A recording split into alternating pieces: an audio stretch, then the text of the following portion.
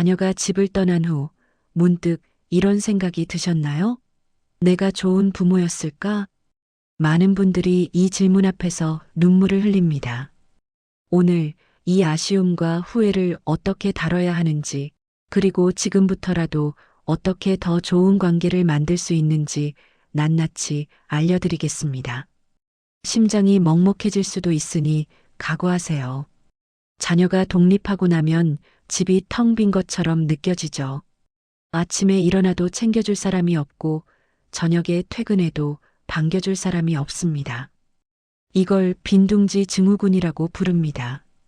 빈둥지 증후군은 단순한 외로움이 아닙니다. 20년, 30년을 자녀 중심으로 살아온 삶의 방식이 갑자기 바뀌는 거거든요. 정체성의 혼란까지 겸게되죠. 나는 이제 누구인가, 무엇을 위해 살아야 하나, 이런 질문들이 밀려옵니다. 심리학자들은 이 시기를 인생의 중요한 전환점이라고 말합니다. 어떤 부모는 이 기회를 통해 새로운 삶을 시작하지만 어떤 부모는 우울과 무기력에 빠지게 되죠. 그 차이는 어디서 오는 걸까요? 통계에 따르면 자녀 독립 후 우울감을 겪는 부모가 60% 이상이라고 합니다. 특히 전업주부였던 어머니들의 경우 더 심하죠. 자녀 양육이 삶의 전부였던 분들에게는 정말 큰 상실감입니다. 하지만 이건 단지 통계일 뿐입니다. 당신은 통계가 아니라 한 사람의 인생이거든요. 충분히 이 시기를 잘 넘길 수 있습니다. 실제로 한 연구에서는 자녀 독립 후 1년 정도 지나면 대부분의 부모가 적응한다고 합니다. 심지어 어떤 부모들은 이전보다 더 행복해졌다고 보고했어요. 자유시간이 생기고 부부 관계가 개선되고 자기 자신을 위한 시간을 갖게 되면서요. 그런데 여기서 중요한 게 있습니다. 왜 하필 지금 아쉬움이 찾아오는 걸까요? 자녀가 어렸을 때는 너무 바빴습니다. 먹이고 재우고 공부시키고 학원 데려다 주고 정신없이 달려왔죠. 그때는 미처 생각할 여유가 없었습니다. 아침 6시에 일어나 도시락 싸고 학교 보내고 집안일하고 저녁 준비하고 숙제 봐주고 재우고 이 루틴을 수십 년간 반복했습니다. 주말에도 쉴 틈이 없었어요. 학원 픽업, 친구 생일 파티, 학교 행사, 끝이 없었죠. 그런데 자녀가 떠나고 나니까 비로소 돌아볼 시간이 생깁니다. 그제야 보이는 거예요.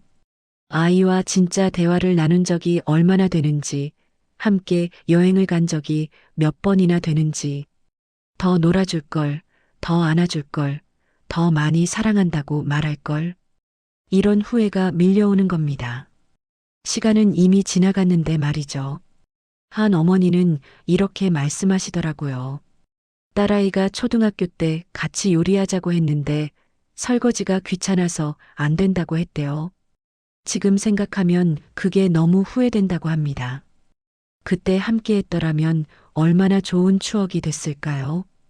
또 다른 아버지는 아들이 축구 경기에 와달라고 했을 때 회사 일이 바빠서 못 갔던 게 평생 마음에 걸린다고 했습니다. 그날이 아들의 마지막 경기였는데 말이죠. 아들은 아무 말도 안 했지만 분명 실망했을 거라고요. 이런 순간들이 쌓이고 쌓여서 지금 가슴을 아프게 합니다. 돌이킬 수 없다는 걸 알기 때문에 더 아프죠. 잠깐 여기서 질문을 드려보겠습니다. 이 후회 정말 의미가 있을까요? 후회에는 두 가지 종류가 있습니다. 건설적인 후회와 파괴적인 후회죠. 건설적인 후회는 지금이라도 뭔가를 바꾸게 만듭니다. 하지만 파괴적인 후회는 그냥 자책만 하게 만들어요. 파괴적인 후회는 이렇게 말합니다. 나는 형편없는 부모였어. 이제 와서 뭘 어떻게 해? 너무 늦었어. 이미 다 망쳤는걸. 이런 생각에 갇히면 아무것도 할 수 없게 됩니다. 반면 건설적인 후회는 이렇게 말하죠. 그때는 최선을 다했어.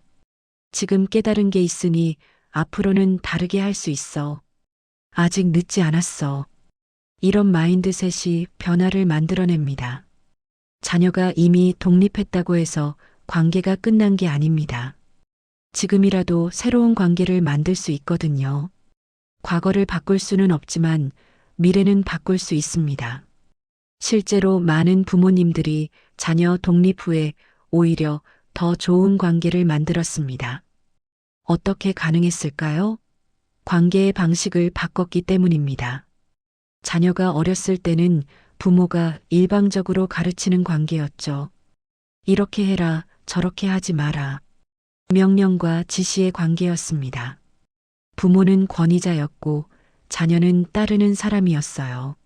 하지만 이제는 어른 대 어른의 관계가 돼야 합니다. 친구처럼, 동료처럼 대화할 수 있게 되는 거예요. 서로 존중하고 배려하는 수평적 관계로 전환되는 겁니다. 한 아버지는 아들이 독립한 후 매주 전화 통화를 시작했습니다. 처음에는 어색했대요. 뭘 말해야 할지 몰랐죠. 그동안 아들과 깊은 대화를 나눈 적이 거의 없었거든요. 그런데 조금씩 서로의 일상을 나누기 시작했습니다. 아들의 직장 고민도 들어주고 아버지의 취미 생활도 이야기하고요. 아들이 연애 이야기를 꺼냈을 때는 정말 놀랐대요. 이전에는 상상도 할 수 없었던 일이었거든요. 1년이 지나자 관계가 완전히 달라졌다고 합니다. 이전에는 1년에 명절 때만 만났는데 이제는 한 달에 한 번씩 같이 등산을 간대요. 자녀가 어렸을 때보다 오히려 더 가까워진 겁니다. 이게 핵심인데요. 관계는 언제든 새롭게 시작할 수 있습니다. 그렇다면 구체적으로 어떻게 해야 할까요? 첫째, 먼저 연락하세요. 자녀가 바빠서 연락 안 하는 거라고 서운해하지 마세요. 부모가 먼저 연락하면 됩니다. 부담스럽지 않게 가볍게요. 오늘 저녁 뭐 먹었어? 요즘 잘 지내? 이 정도면 충분합니다. 문자 메시지도 좋습니다. 긴 말 필요 없어요. 날씨가 추우니 옷 따뜻하게 입으라는 짧은 메시지, 맛있는 거 먹었다며 사진 한 장. 이런 작은 관심이 쌓이면 관계가 달라집니다. 요즘은 카카오톡이나 라인 같은 메신저가 있잖아요. 이모티콘 하나 보내도 됩니다. 굿모닝 이모티콘, 파이팅 이모티콘. 아주 간단하게요. 한 어머니는 매일 아침 날씨 정보와 함께 짧은 메시지를 보낸다고 합니다. 오늘 비 온대, 우산 챙겨. 이런 식으로요. 딸이 처음에는 답장을 잘 안 했는데 몇 달 지나니까 먼저 메시지를 보내기 시작했대요. 엄마 오늘 회사에서 좋은 일 있었어 하면서요. 연락의 빈도도 중요합니다. 너무 자주 하면 부담스러울 수 있으니까 적절한 간격을 찾아야 해요. 일주일에 한두 번 정도가 적당합니다. 자녀의 반응을 보면서 조절하면 되죠. 둘째, 잔소리를 줄이세요.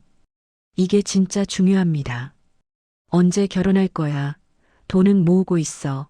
건강검진은 받았어. 이런 질문들 자녀 입장에서는 부담스럽거든요.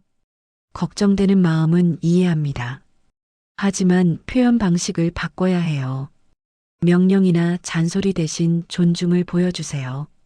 내가 알아서 잘하겠지. 힘들면 언제든 도와줄게. 이렇게 말하는 게 훨씬 효과적입니다. 자녀도 성인입니다. 스스로 판단하고 결정할 능력이 있어요. 특히 결혼 문제는 정말 조심해야 합니다. 언제 결혼할 거냐는 질문, 자녀 입장에서는 압박으로 느껴집니다. 본인도 고민하고 있을 텐데 부모가 계속 물으면 스트레스만 쌓이죠. 대신 이렇게 물어보세요. 요즘 연애는 어때? 만나는 사람 있어? 관심 있는 표현이지 압박이 아니거든요. 그리고 자녀가 대답하기 싫어하면 더 이상 묻지 마세요. 한 아들은 이렇게 말했습니다. 어머니가 결혼 얘기만 안 하셨어도 훨씬 더 자주 전화했을 거라고요. 전화하면 항상 결혼 이야기가 나오니까 전화하기가 싫었대요. 그만큼 잔소리의 영향은 큽니다. 셋째, 자녀의 삶에 관심을 가지세요. 진짜 관심이요. 자녀가 요즘 무슨 일을 하는지, 어떤 취미가 있는지, 뭘 좋아하는지 알고 계신가요? 모르신다면 지금이라도 물어보세요. 그리고 진심으로 들어주세요. 단순히 질문만 하는 게 아니라 진심으로 궁금해하는 겁니다. 자녀가 요즘 게임에 빠졌다고 하면 무슨 게임인지, 왜 재미있는지 물어보세요. 관심 없는 척하지 말고요. 한 어머니는 딸이 요가에 빠졌다는 걸 알고 본인도 요가를 시작했습니다. 그리고 딸과 요가 이야기를 나누기 시작했죠. 공통의 관심사가 생기니까 대화가 훨씬 풍성해졌대요. 또 다른 아버지는 아들이 좋아하는 야구팀 경기를 챙겨보기 시작했습니다. 그리고 경기 결과를 가지고 아들과 이야기를 나눴어요. 아들이 정말 좋아했다고 합니다. 아버지가 자기 관심사에 관심을 가져준 게 감동이었대요. 자녀의 직장 생활에도 관심을 가지세요. 어떤 프로젝트를 하는지, 동료들은 어떤지, 상사는 괜찮은지. 물론 자세히 캐묻는 건 아니고 자녀가 편하게 이야기할 수 있도록 분위기를 만들어주는 거죠. 넷째, 부모님 자신의 삶을 만드세요. 이게 핵심입니다. 자녀에게만 의지하지 마세요. 부모님도 본인만의 삶이 있어야 합니다. 취미, 친구, 봉사활동, 뭐든 좋아요. 부모님이 행복해야 자녀도 편안합니다.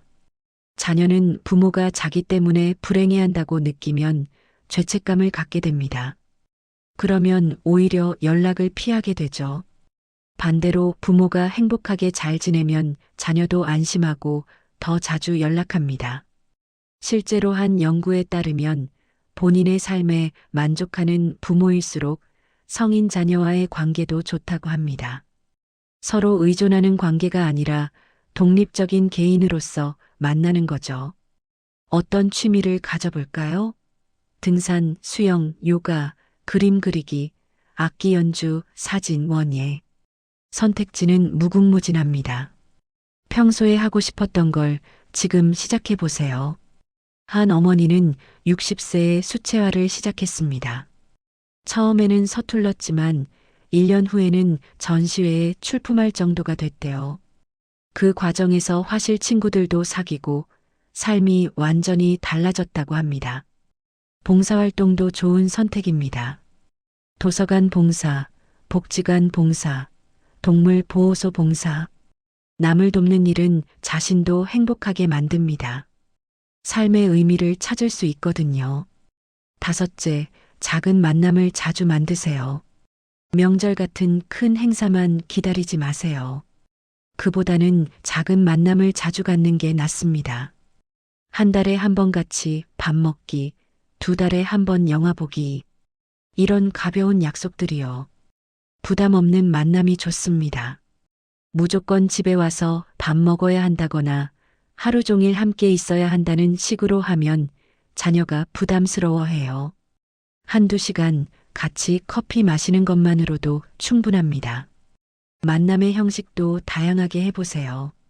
항상 집에서 밥 먹는 것만 고집하지 말고 밖에서 외식도 하고 영화도 보고 전시회도 가고 새로운 경험을 함께하면 대화 소재도 풍부해집니다. 한 가족은 매달 첫째 주 일요일을 가족의 날로 정했습니다. 그날은 온 가족이 모여서 함께 시간을 보내는 거죠. 처음에는 어색했지만 1년이 지나자 모두가 그날을 기다리게 됐대요. 자녀가 멀리 살면 어떻게 하냐고요? 화상통화를 활용하세요. 요즘은 기술이 좋아서 얼굴 보면서 대화할 수 있잖아요. 줌이나 카카오톡 영상통화로 일주일에 한 번씩 얼굴 보면서 이야기 나눠보세요. 여섯째, 감사를 표현하세요. 자녀가 뭔가를 해줬을 때 당연하게 여기지 마세요. 작은 것에도 고마워하세요. 전화해줘서 고마워, 와줘서 고마워, 선물 고마워. 이런 말들이 관계를 따뜻하게 만듭니다. 그리고 자녀가 잘 성장한 것에 대해 칭찬해 주세요. 내가 이렇게 훌륭하게 자라줘서 엄마는 정말 자랑스럽다. 이런 말 한마디가 자녀에게는 큰 힘이 됩니다. 감사 편지를 써보는 것도 좋습니다. 그동안 미처 하지 못했던 말들을 편지에 담아보세요. 태어나줘서 고마워. 건강하게 자라줘서 고마워. 좋은 사람이 돼줘서 고마워. 한 아버지는 아들의 생일에 감사 편지를 썼습니다. 30년간 하지 못했던 말들을 모두 담았죠. 아들이 그 편지를 받고 펑펑 울었다고 합니다. 아버지가 자신을 사랑한다는 걸 처음으로 확실히 느꼈대요. 말로 표현하기 어렵다면 작은 선물도 좋습니다. 비싼 것일 필요 없어요. 자녀가 좋아하는 간식, 필요하다고 했던 물건, 이런 것들이면 충분합니다.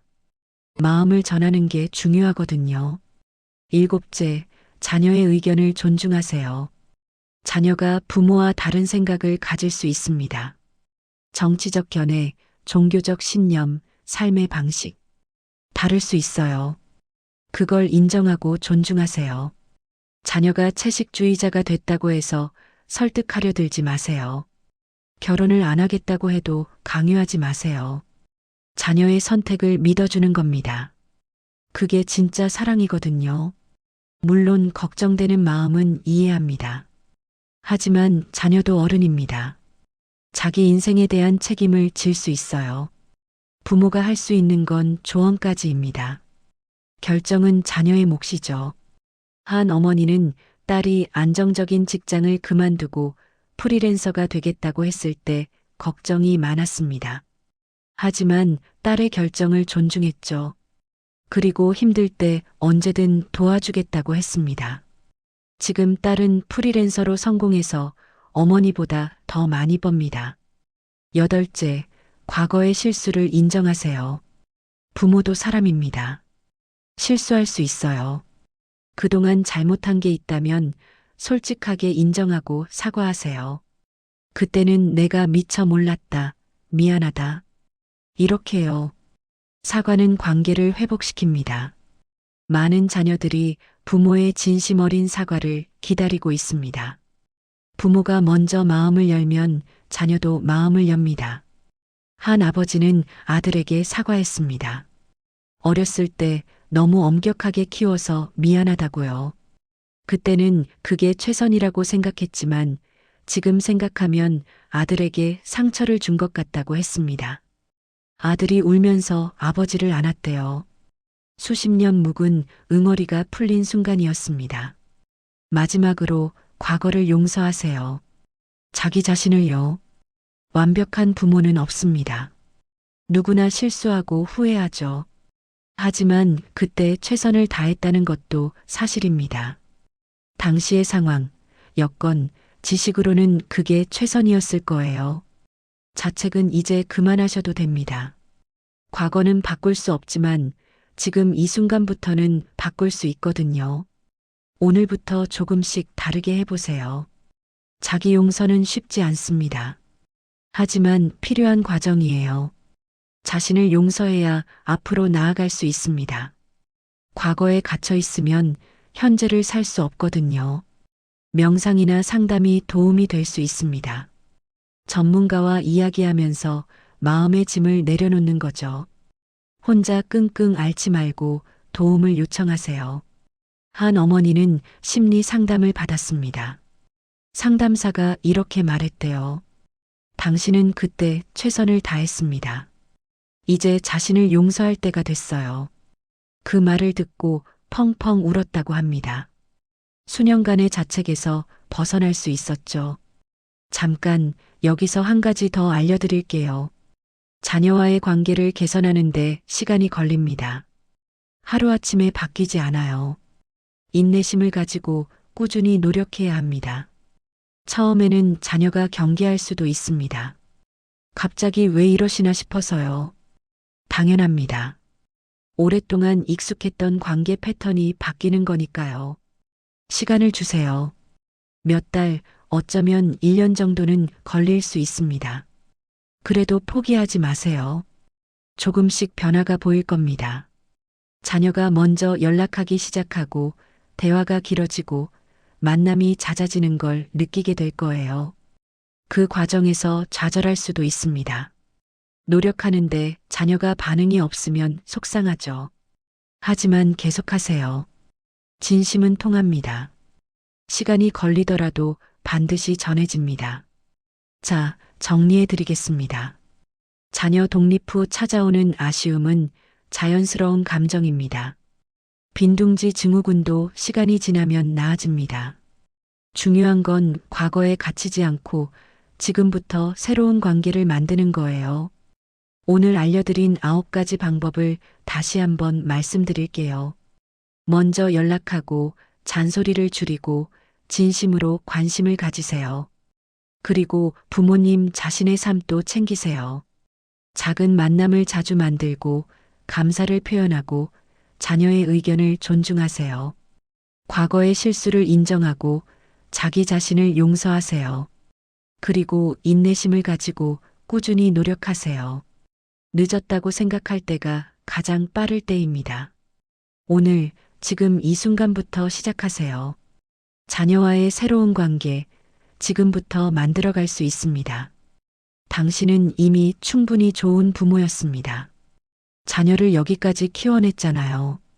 건강하고 독립적인 어른으로 성장시켰습니다. 그것만으로도 대단한 일입니다. 이제는 더 행복한 부모가 되실 차례입니다.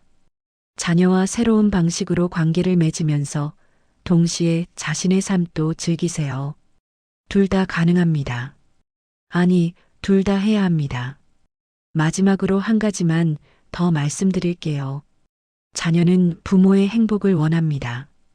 부모가 행복해야 자녀도 마음 편하게 자기 삶을 살 수 있어요. 그러니까 자신을 위해서도 자녀를 위해서도 행복하세요. 오늘 밤 자녀에게 짧은 메시지 하나 보내보시는 건 어떨까요? 그냥 사랑한다고, 고맙다고. 그것만으로도 충분합니다. 새로운 관계의 시작이 될 수 있습니다. 당신의 용기를 응원합니다. 당신은 할 수 있습니다.